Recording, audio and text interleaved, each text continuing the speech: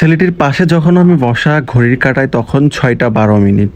এই সকালবেলা তার বাড়ির যেই টুকটাক শাকসবজি রয়েছে সেগুলো নিয়ে তিনি বাজারে চলে এসেছেন বিক্রি করার জন্য। আজ গিয়েছিলাম ফরিদপুর জেলার অন্তর্গত চরভদ্রসন উপজেলার লোহারটক নামক সকালের বাজারে। একটু মজা করেই জিজ্ঞাসা করলাম, তুমি টাকা পয়সা ঠিক মতো গুনে নিতে পারবে কিনা। সে হাসি মুখে বলে দিল, হ্যাঁ গুনে নিতে পারবো।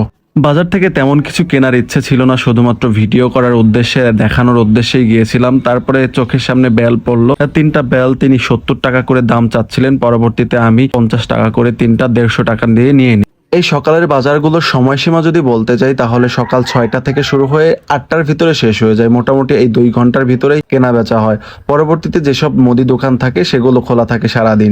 এই বাজারটার এক্সাক্ট লোকেশন যদি আপনাদের দেই, সেটি হচ্ছে চরবদ্রসন থেকে ফরিদপুর যাওয়ার পথে লোহারটেক নামক স্থান বা লোহারটেক ব্রিজের পাশ দিয়ে একটু আগালেই এই বাজারটা পড়ে। এই বাজারটা সময়সীমা ওই যে বললাম সকাল থেকে শুরু হয়।